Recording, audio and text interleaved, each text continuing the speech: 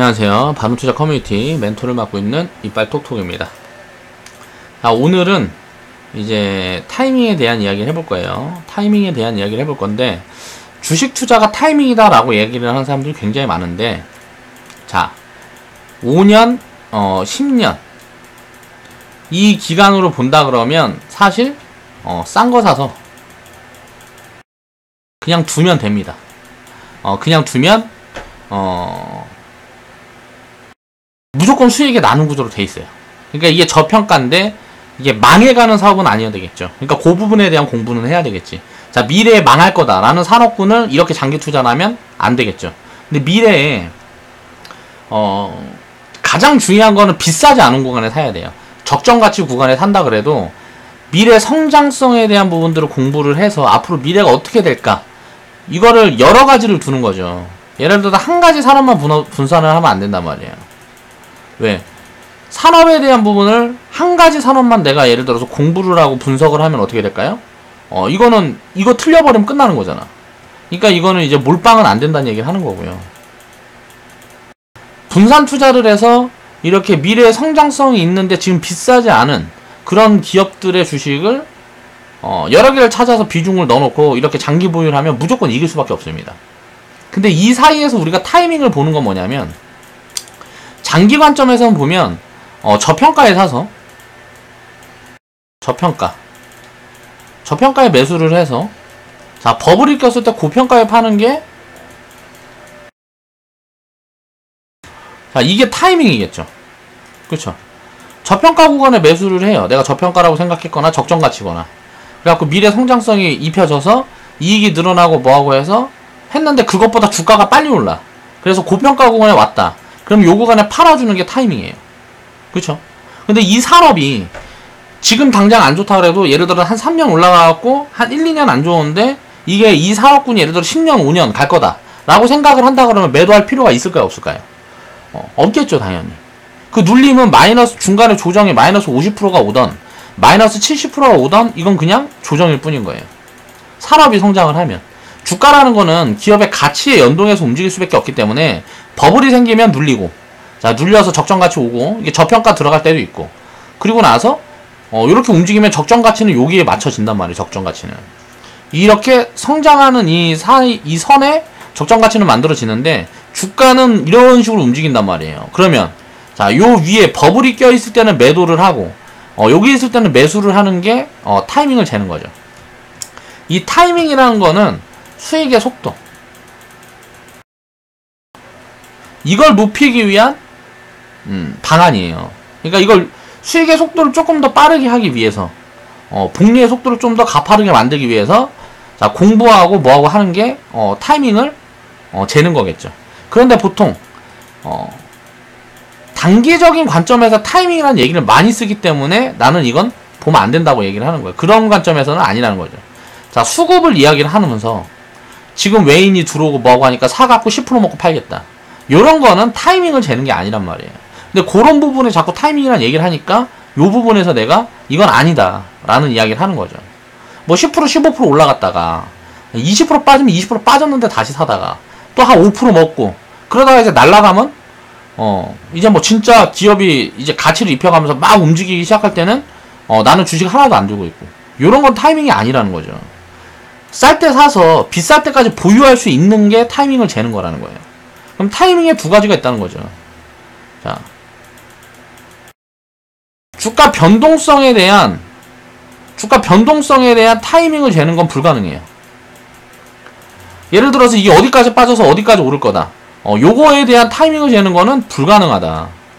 타이밍을 잴 수 있는 건 뭐예요? 기업 가치를 분석해서 여기에서 싸다, 비싸다, 그래서 싼 것만 산다, 나는 원칙을 이렇게 세워놓을 수는 있겠죠. 아니면 비싼 걸 사더라도 성장성이 감안할 수 있는 요런 정도의 밸류에이션, 그거를 예를 들어서 알고리즘을 짜서 내가 운영을 할 수 있다 그러면 살짝 비싸거나 적정가치 있는 것도 편입을 해볼 수가 있겠죠. 그런 성장성이 둔화되는 섹터는 이 싼 정도가 어느 정도 됐을 때 내가 편입을 할 수 있고, 요런 부분들을 생각을 하는 거를 가치를 기준으로 놓고 타이밍을 분석을 한다 그러면 속도를 높일 수 있어요. 수익의 속도는 높일 수 있어요. 근데 주가 변동성에 대한 타이밍. 예를 들어서 20% 올라가면 이게 뭐 저항선 났으니까 이거 뭐 매도하고, 뭐 저항이니 지지니. 지지선 왔으니까 매수하고. 자, 지지선 깨지면 이건 뭐 손절하고. 이거는 기업 가치를 가지고 얘기를 하는 게 아니잖아요. 그냥 단기적인 수급이라든가, 무슨 이런저런 보조 지표를 보고, 지금 당장 뭐 리스크 구간이 있어서 불안하면 더 빠질 것 같으니까 팔고. 그럼 왜 더 올라갈 것 같으면 보유를 안 하는데. 그러니까 더 올라갈 것 같은지 더 빠질 것 같은지 이런 부분에 대한 요거를 타이밍을 맞출 수 있다고 생각하는 것 자체가 하자다. 그러니까 그건 불가능한데 할 수 있다고 생각을 하는 거예요. 저도 옛날에 주식을 처음 접했을 때 이게 가능하다고 생각을 했어요. 그런데 뭔가 변수가 나온단 말이에요. 항상 이 변동성을 예측할 수 없는 이유는 뭐냐면 이 변수라는 게 항상 나옵니다. 그러면 흔들 때 이 변수가 나와서 리스크가 갑자기 나왔어. 나는 가치가 이만큼이라고 생각했는데 이 리스크가 나왔는데 이 기업이랑 아무런 상관이 없는 리스크야. 예를 들어서 무역 분쟁이 있는데, 무역 분쟁이라는 게 있는데, 예를 들어서 라면 파는 회사가 이게 무역 분쟁이랑 뭔 상관이 있어요? 예를 들어서 김치를 파는 회사가 있다고 치자고. 자, 김치 수요가 이 무역 분쟁에 이게 상관이 있냐면 이 말이야. 근데 김치 파는 회사도 빠지고 라면 파는 회사도 빠져. 그럼 내가 여기에서 예를 들어 1만원에 샀는데 무역 분쟁 때문에 김치 파는 회사가 5천원이 됐어요. 적정 가치가 예를 들어서 2만원이야. 그러면 이거는 매도를 해야 돼요, 안 해야 돼요? 매도하면 안 된다는 거지. 그러니까 요런 부분에 대한 관점인 거예요. 지금 상황에 대한 타이밍을 가지고 자꾸 이렇게 이야기를 하면 요거는 절대 실패할 수밖에 없습니다. 그러니까 이제 정상적인 상황에서는 맞아 들어가는 경우들이 많이 있는데 무언가 변수가 생겼을 때 여기에 대응을 할 수가 없어요. 대응이 불가능하다. 근데 가치를 판단을 해서 보유를 하면 어떻게 될까요? 요렇게 됐어. 요런 것 때문에. 그럼 어떻게 돼요? 추가 매수를 할 수 있겠죠. 그러다가 돈이 없으면 그냥 갖고 있으면 되잖아. 예를 들어 추가 매수할 돈이 없어. 그냥 갖고 가는 거지 뭐. 그런데 요런 부분들에 대해서 심리적으로 굉장히 쫓길 수가 있기 때문에 몰빵을 하게 되면 그 기업에 진짜 문제가 생겼을 때는 이건 대응하기가 되게 어렵단 말이에요. 왜? 눈에 손실은 보여요. 손실은 눈에 보여. 근데 이거는 머릿속에서는 야 이건 잘못됐다라는 인식을 계속 주는데 잘라내지 못하죠. 왜? 손실이 크고 뭐하고 하면 확정을 짓기를 두려워하니까. 손실을 확정 짓기 두려워하고 수익도 마찬가지죠. 수익도 확정 짓기 두려워하고 내가 파니까 항상 더 간단 말이야. 그러니까 버블 구간에서 이제 매도를 할 때도 그런 관점인 거예요. 그래서 이 타이밍이라는 걸 놓고 볼 때도 이 타이밍을 뭐 수급이니 뭐니 어쩌고저쩌고 무슨 뭐 지금 뭐 더 빠질 거니 언제 더 오를 거니 이런 걸 가지고 얘기하는 거는 가격 논리로 이야기하는 거는 전부 하자예요. 가격 논리로 대해서 이야기하는 사람들은 전부 하자다. 이걸 가치에 대한 논리로 이제 이야기를 하는 사람들은 이거는 이제 버블과 예를 들어서 저평가라는 건 뭐예요? 저평가는 침체가 돼 있을 때 지금 같을 때 나오는 거예요. 자, 버블은 사람들이 미쳐 있을 때 야 진짜 막 부자들 많이 나올 때 그럴 때가 버블이에요. 근데 그럴 때 보면 어때요? 돈이 몰리죠. 돈이 몰리는 구간에서 이렇게 저평가 구간까지 내려오면 요거는 버블 구간에서부터 내려왔기 때문에 제자리까지 올라가지 못합니다. 기업이 진짜 그렇게 성장을 할 때까지는. 그럼 버블 구간이라는 거는 엄청 돈을 잘 벌고 막 이익이 많이 늘어나고 10년 20년 동안 최고 좋을 때 요런 버블이 보통 생겨요. 그럼 어떻게 될까? 돈이라는 게 쏠려 있다가 무너지면 이거는 이 자리를 회복을 해주지 못한다고. 그런 걸 가지고 가치를 가지고 타이밍을 논하는 거는 일리가 있다고 생각을 해요. 그런데 가격 논리를 가지고 이게 지금 뭐 20% 갔으니까 10% 갔으니까 30% 갔으니까 100% 갔으니까 비싸다 싸다 100% 갔으니까 예를 들어 100% 갔으니까 쉬었다 가겠지. 예를 들어서 30% 갔으면 한번 누릴 때 왔어. 이런 식으로 해갖고 이 타이밍을 재는 거는 요거는 항상 틀릴 가능성이 더 높다라고 생각을 해야 돼요. 맞추는 것보다 틀릴 가능성이 높습니다. 물론 맞추는 비중이 높은 사람들이 있어도 한 번 틀리거나 몇 번 틀리면 그러니까 비율이 작아도 틀리면 손실을 더 확대하고 수익은 작게 먹고 할 가능성이 높다는 거죠. 이 가치라는 걸 기준으로 잡지 않으면. 그러니까 이건 중요하다 안 중요하다는 솔직히 말해서 모르겠어요. 자, 속도를 중시하는 사람, 내가 수익률을 높이는 거에 대한 수익률을 예를 들어 1년 동안 3년 동안 뭐 몇 년 동안 쌓아가는 그 속도에 대해서 중요하게 생각하는 사람들은 요 타이밍을 중요하게 생각할 수 있겠지만, 장기적으로 내가 평생 할 거다, 투자를. 내가 자본의 자유를 만들 때까지 할 거다 하는 사람들은 너무 여기 목맬 필요가 없다는 얘기를 하고 싶은 겁니다. 타이밍은 수익의 속도를 높이기 위한 노력, 그러니까 수단일 뿐이라는 거죠. 이 타이밍이라는 거는 아무리 틀려도 망하지 않아요. 근데 보통 사람들은 타이밍이 틀려서 잘못 들어가고 뭐 어떻게 되고 하면은 뭐 큰일 나는 것처럼 얘기를 한다는 거죠. 그렇지 않다는 이야기를 하는 겁니다. 수익의 속도를 높이기 위해서 업황과 시황을 분석을 합니다. 이거는 왜 분석을 할까요? 자, 미래의 성장성이라든가, 자, 앞으로 산업의 변화 같은 거를 내가 읽어내기 위해서 공부를 하는 거죠. 예를 들어서 우리가 4차 산업이 진행이 돼요. 4차 산업이 어떤 방향으로 진행이 될까? 자, 먼저 인프라가 깔리고, 그리고 나서 이 인프라를 이용해서 예를 들어서 뭐 빅데이터, 또 사물 인터넷. 그러니까 5G나 인프라 깔리면 속도가 높아지니까, 자, 인터넷의 속도가 높아지니까 기계끼리 연결을 해가지고 인간끼리 네트워크를 형성하는 게 아니고, 예를 들어 전자 가전이라든가 이런 모든 것들이 사물이 네트워크를 형성할 수 있는 이런 가능성이 열린다. 그래서 여기에 여기 쉽게 말하면 여기에 돈이 들어가는 거죠, 돈이. 그럼 어떤 방식으로 어떻게 들어가고 어떤 기업들이 먼저 수혜를 받고 이런 것들은 계속 공부를 하고 가야 된다는 거죠. 그리고 나서는 이제 자율주행. 인간이 운전을 하는 게 아니고 뭐 이제 자동차가 스스로 운전을 하고, 항공이 스스로 운전을 하고, 무슨 뭐 배가 스스로 운전을 하고. 자, 요렇게 진행이 됐을 때 이제 시작은 자동차가 시작이 되겠지만 나중에는 이제 뭐 항공, 선박까지 확대가 되겠죠. 그 다음에 요게 다음에 어떻게 되겠어요? 우주항공. 여기까지도 이제 자율주행이 확대가 되겠죠. 그래가지고 달에 가서 무슨 뭐 로봇이 뭐 예를 들어서 뭐 우주선 타고 달에 가가지고 거기서 뭐 채취해갖고 그걸 가지고 뭘 만들어내고 요런 구간까지도 나중엔 다 될 거 아니에요. 그럼 산업의 이 변화가 입혀지는 구간 동안에 지금 당장은 어떻게 입혀질지를 모르는데, 지금 눈에 보이는 것과 아직 눈에 안 보이지만 앞으로 성장성이 큰 거, 이런 것들을 꾸준히 공부를 해나가야 여기서 기회를 잡아낼 수가 있단 말이에요. 근데 공부는 할 생각을 안 하고 이 이름 들어가면 왜, 무엇 때문에, 어떤 이유도 없이 그냥 매도를 한단 말이야. 어떤 걸로? 자, 기술적인 흐름을 가지고. 그러니까 투자를 이런 식으로 하면 이게 실패를 할 수밖에 없다는 거지. 진짜 운 좋게 성공을 해도 결국은 깨먹을 수밖에 없는 거지. 왜? 요런 부분들에 대한 공부가 되어 있지 않은데 어떻게 성공을 할 수가 있겠어요. 불가능하다는 거지. 자, 10년, 20년의 장기 투자를 생각을 한다 그러면 사실, 그러니까 요런 게 이제 타이밍을 재는 그런 노력인 거고, 장기 투자를 생각한다 그러면 사실 타이밍은 무의미하다 라고 하는 게 제 생각입니다.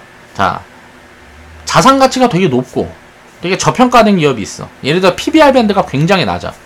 뭐 자동차라든가 지금 보면은 뭐 철강 이런 데들은 PBR 밴드가 막 0.3 막 이런 것들도 굉장히 많죠. 자동차는 좀 올라와서 많이 좀 저평가를 좀 해소한 종목들이 많이 있습니다. 근데 막 철강 섹터 같은 경우는 엄청 싸요, 이게. 그러면 이제 나중에 원자재 가격 같은 거 뭐 이제 움직이고 뭐하고 하면 업황이 좋아질 수도 있겠구나. 5년이든 10년이든 그 구간이 오면 흥할 거니까 지금부터 5년 동안 매집을 해야지. 요게 투자가 틀린 게 아니라는 거죠. 예를 들어 타이밍이라는 거는, 야, 5G 인프라가 먼저 깔려야 되니까 돈을 여기다 먼저 집어넣고, 자, 이 인프라 깔려 수익을 많이 주면 그 다음에는 이제 이동 갖고, 자, 빅데이터가 시작이 될 거니까 여기로 돈을 옮기고, 요런 것들이 타이밍이란 말이에요. 그러면 타이밍에만 너무 치중을 하면 내가 이 타이밍을 전망을 하는데 오류가 생겼을 때 대응을 할 수가 없기 때문에 섞어야 된다는 거지. 그런 관점을 이야기를 하는 거고요. 미래는 불확실하고 예측과 전망은 항상 이런저런 변수로 인해서 틀립니다. 자, 지속적인 수정이 필요하다는 거지. 지금 상황에 따라서 전망을 하고 예측을 했는데 무언가 변화가 있으면 항상 지속적인 수정을 해줘야 된다. 자, 여기까지는 했고요. 자, 근데 이 수정은 내가 무슨 얘기를 하는 걸까? 제가 2017년도에 뭐라 그랬어요? 반도체,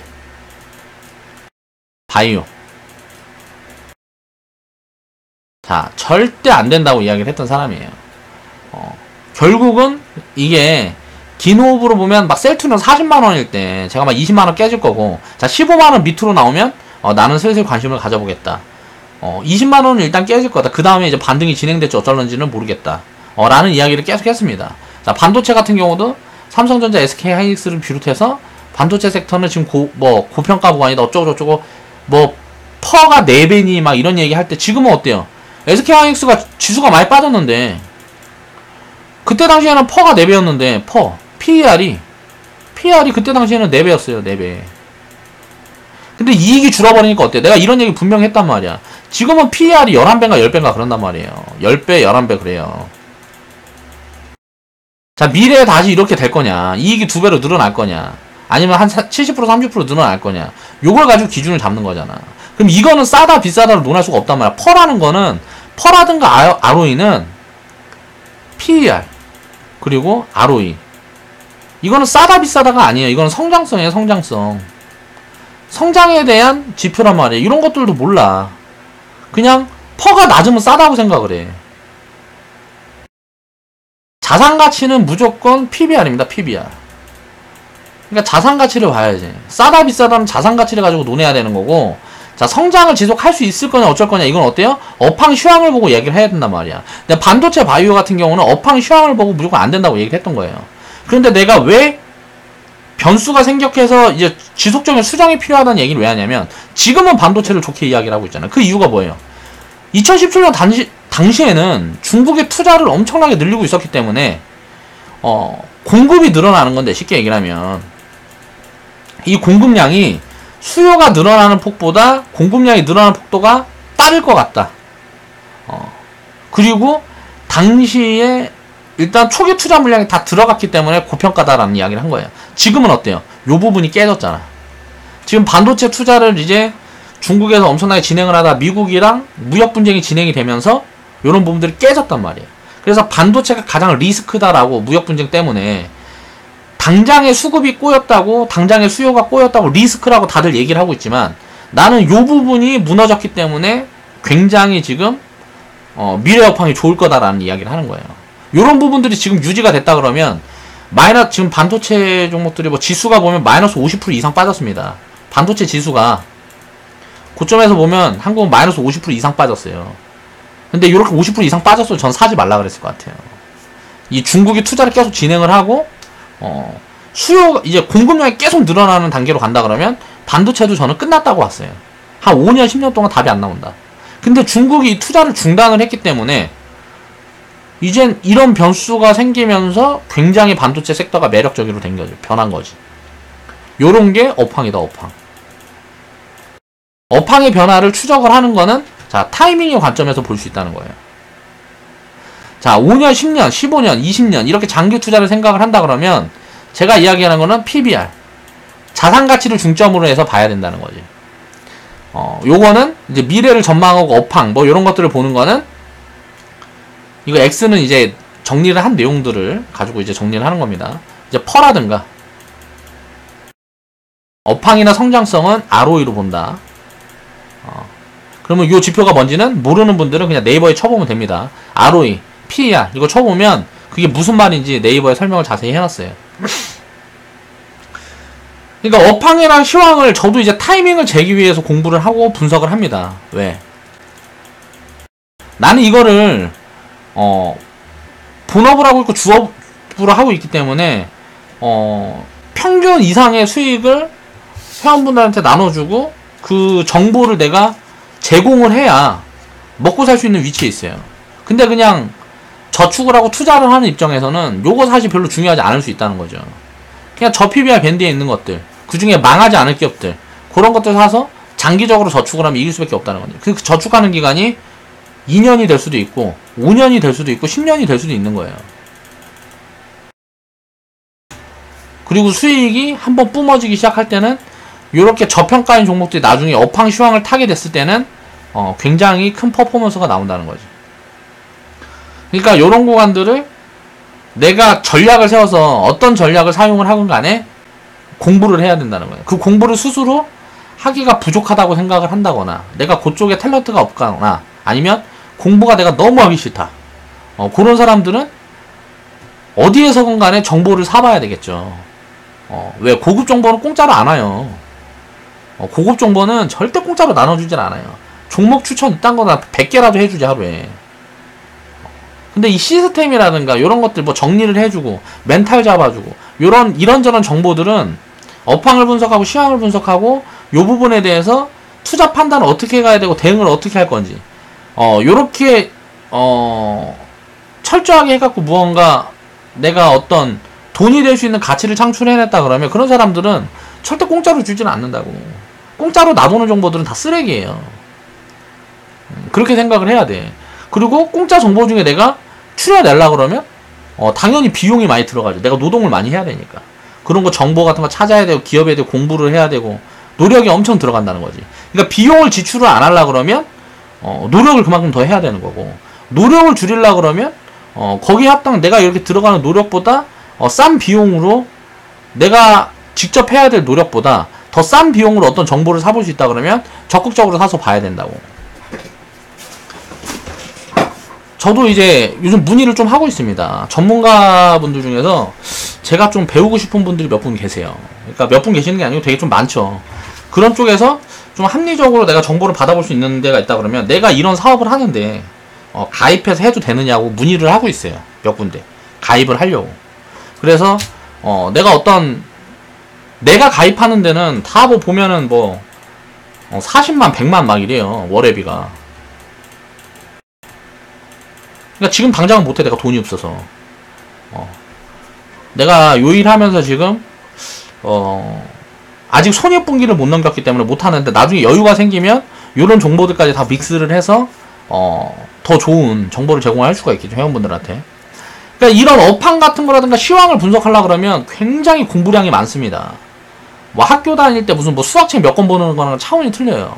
진짜 공부량이 굉장히 많기 때문에 노력을 많이 해야 된다. 그리고 장기적인, 그러니까 이 타이밍을 재기 위해서는 굉장히 노력을 많이 해야 된다는 얘기를 하는 거죠. 자, 이거는 안 해도 된다는 얘기도 하는 거고요.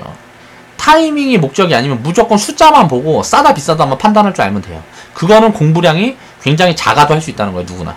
자, 장기적인 매집 관점으로 접근을 한다 그러면 가장 싼 자산을 비싸지기 전까지 골고루 매집해서 내가 틀렸을 수도 있으니까 그 경우의 수를 항상 놔둬야 된다는 거지. 그러니까 몰빵을 한다는 건 날 자신을 확신하고 있다는 거잖아요. 몰빵. 내 분석이라든가 누군가 나한테 정보를 제공한 사람들이 몰빵을 하라 그래. 그럼 이거는 자신을 확신한다는 거잖아. 이게 사실 나는 사기꾼이라고 생각해요. 내 정보가 무조건 맞다 라고 이야기하는 것도 사기꾼이라고 생각을 해요. 평균을 쳐서 먹는 거는 무조건 가능할 것 같아요. 공부를 많이 하고 뭐하고 하면 어느 정도의 업황이라든가 시황을 읽어낼 수가 있다고 생각을 하니까. 전문가라고 떠드는 사람들을 보통 보면 일반 개미들보다는 공부량이 당연히 많겠죠. 그래서 어느 정도는 체크를 할 수 있다고 생각을 하는데, 아무리 내가 제대로 분석을 하고 뭐하고 했다 그래도 여기다 몰빵을 한다? 요거는 제정신이 아니라는 거죠. 이미 그 자체가 이해를 잘못하고 있다는 거예요. 세상에 완벽한 건 없다는 거지. 자, 장기적인 관점으로 이유를 만들어서 꾸준히 사모으면 결국 이길 수밖에 없는 구조를 가진 게 주식 투자다. 보유기간을 늘리면 늘릴수록 수익의 확률이 높아지는 게 주식 투자예요. 왜냐면 화폐 가치가 지속해서 떨어지고 경제라는 거는 영원히 우상향할 수밖에 없는 이런 구조를 가지고 있기 때문에. 자, 화폐 가치가 떨어지니까 화폐를 자산으로 바꿔야 돼요. 이게 뭐 부동산, 주식, 채권, 뭐 금 등등 여러 개가 있겠죠. 이 중에 주식을 우리가 하는 이유는 뭐예요? 이 변동성 때문에 하는 거예요. 이 변동성이 많기 때문에 기회가 많아요, 기회가. 자, 싸게 살 수 있는 기회가 많다고. 채권이나 부동산, 요런 것들은 싸게 살라 그러면 어때요? 20년에 한 번, 30년에 한 번 오고 끝이에요. 그 다음부터는 그냥 항상 버블이야. 채권 같은 경우는 좀 많죠. 근데 이제 채권 같은 경우는 기대 수익률이 작지. 이 변동성이 약하니까. 주식보다는.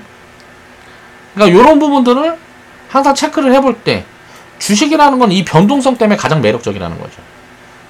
공부만 어느 정도 할 수 있다 그러면 저렴한 자산을 거의 항상 시장에서 찾을 수가 있어요. 그래서 장기적으로 보유를 하는 관점으로 가면 저평가, 뭐, 싼 주식들, 그런 것도 막 꾸준히 골고루 매집하면 질 수가 없다는 이야기를 하는 거고요. 자, 단기적인 타이밍. 요건 이제 맞출 확률이 굉장히 낮다는 거죠. 뭐, 플러스 10%, 플러스 30% 나면 무조건 팔아라, 사라. 요런 것들은 확률이 굉장히 낮아요. 장기적인 타이밍은 맞출 확률이 굉장히 높죠. 자, 5G를 예를 들어 보면 2017년도에 그냥 탑 나와 있는 거잖아요. 이 투자는 무조건 진행이 될 수밖에 없다. 자, 4차 산업을 무조건 들어가야 되니까. 그럼 4차 산업이 진행이 될 때 5G는 무조건 깔려야 되니까 이쪽 인프라가 먼저 깔리겠구나. 이런 것들 예측을 할 수가 있고, 이게 1년 후에 깔리든 2년 후에, 예를 들어서 이게 1년 후에 시세가 나올지 3년 후에 시세가 나올지 알아요? 모른다고. 지금 이제 2019년도 초에 5G 관련주들이 급등이 많이 나오면서 지금 움직였지만 2017년도로 돌아가서 보면 이게 2019년도에 시세가 나올지 2018년도에 시세가 나올지 2020년도에 시세가 나올지는 모르는 거란 말이에요. 그 당시에는 미래에는 항상 불확실한 거니까. 근데 우리가 아는 건 뭐예요? 언젠가는 이게 시세가 찍힐 수밖에 없겠구나. 실적이 늘어날 수밖에 없겠구나. 요건 알 수 있잖아. 자, 타이밍이라는 거에 연연하기보다 내가 목표한 자산의 규모, 이게 갖춰질 때까지 투자를 지속하는 게 중요하다. 투자는 지속성, 오래 끌고 가는 게 중요해요. 어떻게 하든지 간에, 어떤 방법, 어떤 전략을 가지고 투자를 하든지 간에 멘탈을 바꿔야 된다는 거지. 내가 1년에 얼마 벌어야지, 뭐 한 달에 얼마 벌어야지. 보통 사람들은 한 달 평균 이걸 내고 싶어요. 그래서 이 평균이 항상 똑같은 숫자로 찍히면서 2년, 5년 이렇게 가길 바래요. 근데 이거는 불가능합니다. 장이 안 좋고 굉장히 뭔가 변수가 나왔을 때는 항상 손실 구간이 찍히기 때문에 평균을 낼 때는 최소 3년. 그러니까 월 평균을 내보려면 3년의 결과를 가지고 한 달 평균을 내보는 거예요. 그리고 장기. 자, 1년 평균은 그럼 어떨까요? 1년 평균. 이거는 최소 10년의 데이터를 가지고 자, 1년 평균치를 내봐야 돼요. 그래야 이게 수익과 손실이 평균적으로 찍힌다는 거지. 자, 워렌 버핏 같은 경우는 예를 들어서 내가 목표한, 그러니까 자산의 규모가 100억이다, 10억이다 이걸 정해놓고 그 자산이 모여질 때까지 꾸준히 매집해 가는 겁니다. 주식 투자는 원래 그렇게 해가는 거예요. 그리고 워렌 버핏을 보면 제가 알고 있기로는 워렌 버핏 펀드 수익률이, 펀드가 아니고 이 회사 수익률이 예를 들어 시장이 좋을 때, 이거는 이제 뭐 워렌 버핏 같은 경우는 이제 뭐 60년 평균이겠죠. 자, 이 60년 온 동안에도 계속 시장이 좋을 때는 20%에서 30% 수익률이 연평균. 시장이 안 좋을 때 가지고 있는 자산들이 시장이 안 좋을 때는 저평가가 됐으니까 엄청 싸졌을 거 아니에요. 이때는 수익률이 내가 알기로는 8% 10% 나오는 걸로 알고 있어요. 시장이 안 좋을 때 계산을 해보면 연평균이 8% 10%가 나오는 거고, 좋을 때 계산을 해보면 연평균이 20% 30%가 나오는 거예요. 그러니까 이게 무슨 말이냐면 변동이 있다는 거죠. 변동이. 자, 평균 수익률도 변동이 있는데 요걸 누적하려고 그러면 최소 3년에서 5년 5년의 데이터는 있어야 된다는 거지. 이 데이터를 가지고 평균을 내야 된다는 거예요. 그래서 평균 수익률이 그래야 계획이 잡히는 거예요. 투자를 지속했을 때 작은 사이클이 3년, 이제 작은 사이클이 2, 3년에 한번 오고요. 증시의 상승장 하락장, 상승 하락장, 사이클이 작은 사이클이 2, 3년에 한번 옵니다. 그리고 큰 사이클은 자 1998년 IMF였죠. 자 2008년 금융위기였어요. 그러니까 리먼 사태. 자 2018년 무역 분쟁이 있었는데 뭐가 다를까요? 2008년하고 IMF 때는 뭐 거의 한 마이너스 70% 이상 빠졌겠죠. 요 두 군데는 이렇게 빠졌어요. 지금은 어때? 2018년도에는 증시가 마이너스 30%밖에 안 빠졌어요. 왜 그럴까요? 이때는 버블이 있었고, 자 이때 이 버블에 작살난 사람들이 주식이라는 거에 신뢰를 잃어버렸어. 작살난 사람들이. 그러니까 지금은 한국은 주식 투자하면 다 도박이라고 생각을 해요. 그렇다 보니까 버블이 없었어요. 이때 당시에는 버블이 있었으니까 어때요? 많이 빠지는 거죠. 버블이 없으니까 어때요? 조금 빠지는 거지. 자, 이 큰 사이클은 10년, 작은 사이클은 2, 3년. 자, 요 정도 평균을 내봐야 된다. 그러니까 월 평균을 내려면 월 평균은 5년 정도 봐야 돼요. 그리고 연 평균. 자, 이 정도 투자한 결과를 가지고 평균을 내야 이게 확률적으로 예를 들어서 신뢰를 할 수가 있다는 거지. 신뢰. 그래서 타이밍이라는 거는 싸다 비싸다 논리, 가치를 가지고 재야 된다. 자, 오늘 이제 이야기한 내용들을 정리해보면 타이밍이라는 거는 가치를 가지고 비쌀 때 팔고 쌀 때 사고 요렇게 해야 이게 속도의 효율을 볼 수 있다는 거죠. 그러니까 수익이 늘어나는 그 시간을 단축할 수 있겠죠. 내가 목표한 그 자금이 있다 그러면 시간을 단축할 수 있다는 거죠. 근데 가치가 아니고 그냥 기술적인 기술 지표를 가지고 타이밍을 논하는 사람들이 대부분이죠. 요렇게 하게 되면 어떻게 돼요? 결국은 이 속도의 효과는 누릴 수가 없다. 왜? 확률이 떨어진다는 거예요. 그러니까 단기 타이밍을 노리면 이거는 확률이 떨어져요. 장기 타이밍을 노리면 이거는 확률을 높일 수가 있다는 거죠. 예를 들어서 5G 투자를 해도 5G라는 섹터에 투자 지금은 이제 많이 갔으니까 자꾸 예를 드는 겁니다. 지금 사라는 소리가 아니에요. 우린 다 비중 줄이고 있어요. 5G. 자, 5G를 예를 들면 우리가 처음 편입한 게 2017년이었어요. 지금 이제 지나놓고 보니까 2019년 초에 시세가 나온 거죠. 자, 보유기간이 한 2년 정도 됩니다. 우리 회원분들 평균 보유기간이 2년 정도. 이 구간에 먼저 올라간 게 있고 천천히 올라간 게 있고 더 나중에 올라가는 게 있고 아직 안 올라간 것도 있어요. 그럼 요런 것들은 지금 편입 시점이 있는데 요런 것들은 신규 편입이 안 나오는 거죠. 요런 거는 신규가 가능한 종목들이 있다고. 근데 내가 2017년도에 떠들 때는 전부 신규 편입이 가능했어요. 100% 거의 100%가. 그럼 이런 게 타이밍이에요. 가치를 놓고 보는 거. 근데 이게 2019년도에 결과는 2019년 초에 주가가 움직였는데 2018년도 초에 주가가 움직일 수도 있는 거란 말이에요. 언제냐를 알 수가 없다는 거지. 언제냐를 놓고 타이밍을 대면 이거는 절대 알 수가 없어요. 자, 시간 값을 놓고 예를 들어 타이밍을 맞춘다. 이게 1년 안에 오른다. 뭐 3개월 안에 오른다. 뭐 요런 시간을 가지고 이거 타이밍을 맞춘다 그러는 거는 전부 사기꾼 새끼들이에요. 이거 진짜 안다 그러면 미친놈들이에요. 제정신이 아니는 거야, 이거. 근데 가치를 놓고 이야기를 해서 요 타이밍을 이야기하는 사람들은 가능해요. 지금 바이오를 좋게 이야기하는 사람들도 이 기업이 5년, 10년의 업황을 놓고 이야기를 하는 사람들은 일리가 있어요.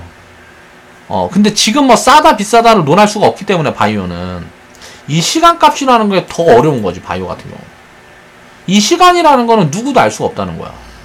이 가치가 입혀질 시간이 언제일지는 누구도 알 수가 없다고. 그래서 가치 판단을 기준으로 항상 근거로 해서 요 타이밍이라는 것도 논해야 된다는 거죠. 모르겠다. 열심히 풀어가지고 설명을 해보려고 그랬는데 한 번씩 생각을 해보시기 바랍니다. 그러면 어느 정도 자신의 그릇이 딱 성장하는 그런 느낌이 빡 올 거예요. 그게 안 오는 사람들은 공부 더 하세요. 자, 오늘 영상은 요걸 얘기를 안 했구나. 마지막으로 자, 타이밍이 틀렸다고 투자 실패가 아니라는 거죠. 그러니까 이 타이밍을 시간을 놓고 이야기를 할 때 내가 여기에서 또 이야기를 하는 거예요. 우리가 이제 수익이 많이 났던 그런 종목들을 얘기를 해볼게요. 이거는 이제 바이오인데 우리가 편입 시점이 2만원대니까 이게 수익은 보면 한 700% 이상씩 났어요. 이제 끝까지 갖고 있었다 그러면. 근데 내가 이게 30% 수익 구간 때부터 팔라 그랬어요. 30%가 아니구나. 60%? 이상 수익이 난 구간부터 계속 매도 얘기를 했어요. 왜냐면 이거는 가치를 놓고 내가 분석을 할 수가 없는 거야. 그래서 계속 매도 이야기를 했단 말이에요. 대하TI. 자, 마찬가지입니다. 이게 여기에서 일괄 매도가 나간 다음에 이거는 가치로 접근할 수가 없기 때문에 일괄 매도가 나가고 나서 계속 고평가에 대한 이야기를 했어요. 자, 한진칼 우선주는 어때요? 자, 4만원. 여기에서 시세가 우리가 편입했던 시점이 요 정도 됩니다. 편입했던 시점이 요 정도 되는데 여기서 시세가 나왔을 때 이건 눌렸다 다시 갈 거다 그랬어요. 자, 적정 가치가 4만원이라고 본다. 그냥 끌고 가도 된다는 소리거든요, 이건. 그 HNT 이거는 뭐라 그랬어요? 지금 단기적으로 보면 이거 버블이다. 왜? 아직 가치가 입혀지지 않았다. 주가가 먼저 튄 거다라는 얘기를 했어요. 그러면 이건 내려오면 다시 편입 자리를 측정해 볼 수 있겠죠. 가치 측면으로. 그럼 이 중에서는 주가가 이렇게 튀었을 때, 자, 요 구간에서 보면 한신칼은 내려오면 다시 살 수가 있었겠죠. 네. 이게 가치 판단을 했으니까. 요거는 이렇게 올라가는 동안 가치를 볼 수가 없었기 때문에 이거는 그냥 모르는 거예요. 가치가 얼마인지 모르는 거야. 데아티아에는 자, 여기 위에서부터 버블이었어요. HNT도 여기 위에서부터는 버블이에요. 근데 이제 미래 가치를 놓고 보면 이게 버블인지 어쩐지 모른다는 거지. 그러면 편입을 봤을 때 여기에서는 다 편입할 수 있는 자리라는 거예요. 자, 이 종목은 HNT는 내가 샀는데 이때 마이너스 40%가 나왔어. 자, 이 종목은 사자마자 바로 올라와서 플러스 80%가 나왔어. 내가 보유하고 있는 시점이. 이 종목은 그냥 플러스 마이너스 제로야. 그대로야. 자, 한신칼 우선주 같은 경우는 여기에서 한번 튀었을 때 뭐 플러스 100% 줬어요. 그럼 속도로 봤을 때 요게 제일 빠르면 이 속도는 이것만 성공인가? 아니잖아요. 여기서 샀는데 이건 1년 만에 움직일 수 있고 이거는 1년 6개월 만에 움직였고, 자, 이 파동을 업로드라고 쳤을 때 여기서 만약 우리가 여기서 산 건 아닙니다. 여기서 샀어요. 여기서 샀는데, 자, 여기서 만약에 샀다고 가정해서 이게 2년 6개월 만에 움직였어요. 이거는 이제 뭐 2년 만에 움직였어. 여기 사서 얘는 마이너스 40%까지 갔었고 얘는 마이너스 30%까지 갔었고 얘는 뭐 플러스 마이너스가 없었고, 여기에서 최고 수익률이 이렇게 그냥 보유를 했을 때 좋다고 치자고. 그러면 이게 1년 보유해서 바로 움직인 거 이것만 성공인가? 이것만 성공이에요? 나머지 다 실패한 건가? 아니잖아요. 여기까지 들고 있었으면 다 성공한 거잖아요. 이게 주가가 튈 때까지 여기서 팔았든 여기서 팔았든 여기서 팔았든 다 이거 다 제대로 산 거잖아. 쌀 때 산 거잖아요. 1년 만에 수익이 났든 2년 만에 수익이 났든 이거는 다 수익이 나는 거잖아. 그렇죠? 그것도 작은 수익도 아니고 많이 몇백 프로씩 수익이 난 거잖아요. 근데 여기서 사고 여기서 사고 여기서 사고 여기서 사고 뭐 여기서 사고 여기서 샀다, 뭐 요런 구간에 샀다. 이거는 뭐예요? 타이밍으로 봤을 때 아니죠. 왜? 이거 가치로 봤을 때 버블이다 싶은 구간에 진입을 하는 거잖아요. 신규 진입을. 요런 걸 이거를 그러니까 가치로 평가를 해서 진입 시점을 잡는 거는 맞아요. 근데 버블 구간에 진입을 한다는 거는 잘못된 거죠. 그러니까 타이밍을 잴 때도 간단하게 가치를 기준으로 타이밍을 잡아야 되는 거지. 이거를 예를 들어 주가가 많이 올라갔고 내려갔고 요런 가격 논리. 지금 주가가 얼마다. 무슨 뭐 시간 논리. 이게 뭐 예를 들어서 뭐 한 달 안에 갈 거다, 일주일 안에 갈 거다. 요거는 분석 자체가 불가능하다는 얘기를 하는 거예요. 이 시간이 정확히 언제부터 움직일 거라는 걸 누구도 알 수 없다는 거지. 근데 언젠가 움직일 거다라는 거는 가치 평가를 해보면 이거는 확률이 굉장히 높게 맞출 수 있다는 거예요. 그러니까 타이밍을 잴 때에도 가치를 기준으로 하면 어때요? 저평가 주식을 사면 이거는 타이밍이 좋은 거예요. 이거는 타이밍이 맞춘 거야. 근데 버블일 때 사면 어때요? 이거는 타이밍이 어긋난 거죠. 이거는 맞춘 건데 요거는 타이밍을 못 맞춘 거죠. 이 가치 논리로 접근을 하면 타이밍이라는 게 의미가 있다는 거예요. 근데 시간 논리로 접근을 하면 요 타이밍이라는 건 의미가 없다는 거죠. 예를 들어서 장기 보유를 할 수가 없잖아요. 비싼 구간에 샀으면 이게 몇 프로 먹을지, 여기서 샀든 여기서 샀든 여기서 샀든, 예를 들어 나중에 주가가 여기 가 있다 치자고. 물론 이렇게 갈 수도 있습니다. 기업 가치가 올라가면. 그런데 요런 자리에 사면, 높은 자리는 뭐라고요? 이게 버블인지 어쩐지를 모른다고. 요거를 내가 넣고 봤을 때 이게 버블이다 싶으면 사면 안 된다고. 여기도 마찬가지고 여기도 마찬가지예요. 한신칼도 제가 봤을 때는 4만원 위에서는 저는 버블이라고 생각을 합니다. 그러니까 그 위에 4만원 윗 구간에서 이거 편입을 한 거는 이거는 실패라는 거지, 타이밍에. HNT 같은 경우는 적정 가치를 산출하기가 되게 좀 어렵긴 한데 손해보지 않을 가격이라는 거는 잡아낼 수 있다는 거죠. 가치로 보면. 근데 요런 데서 샀어도 예를 들어서 한 달 안에 수익을 내야 돼. 하면 여기서 다 팔아야 되잖아. 예? 이게 월봉이니까 여기서 이거 아주 이런 좋은 자리에 사도 요 자리에 다 팔아야 되잖아. 시간 논리로 접근을 하면 어때요? 자, 수익이 많이 날 수 있는 기회 요인을 잡아도 내가 진짜 제대로 편입을 해서 제대로 잡아도 시간 논리로 접근을 하면 거의 실패하는 거다. 수익을 많이 낼 거를 수익을 못 낸 것도 실패해요, 사실. 그렇게 봐야 돼요. 그래서 타이밍이라는 거는 자, 논리적으로 우리가 평가를 해볼 때 가치 논리로 접근을 하면 이거는 확률이 굉장히 높다. 그리고 이거를 시간 논리로 접근을 하면 이거는 확률이 굉장히 낮다는 거죠.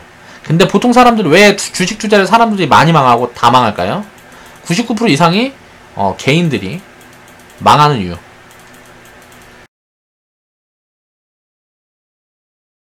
왜 망할까요? 자, 이 시간 논리로 다 접근을 하니까. 자, 단기 몰빵.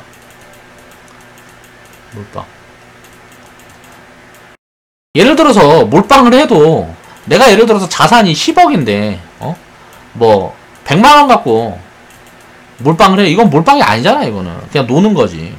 그냥 돈 갖고 돈 장난하는 거지. 요런 건 투기죠. 내가 10억 있으면 10억을 다 가지고 주식 투자를 할 수 있어야지. 그래도 리스크를 관리하면서 할 수 있어야지 진짜 이제 투자자죠. 그쵸? 언제든지 10억 때려박으면 어때요? 예를 들어서. 그러면 예를 들어서 뭐 조정이 들어오고 뭐하고 견디면 그만인데 이 가치로 접근을 하면. 그래서 시간만 보낼 수 있으면. 근데 이 시간을 정해놓고 이게 한 달, 하루, 뭐 언제 이렇게 시간을 정해놓고 투자를 하는 거는 이건 투자가 아니라는 거죠. 그래서 이 타이밍을 지금 사면 오른다. 뭐 조금 이따 사야 된다. 뭐 시간 논리로 다 접근하는 사람들은 전부 하자라고 생각하면 됩니다. 저는 그렇게 생각을 하고 있어요. 자, 오늘 영상은 이제 마무리 할게요. 되게 짧게 하려고 했는데 생각보다 너무 얘기가 길어졌어요. 제가 조리 있게 잘 설명을 못해서 그런 것 같고 이런 부분에 대해서 스스로 한 번씩 다 생각을 해봤으면 좋겠습니다. 자, 오늘 영상 마무리 할게요.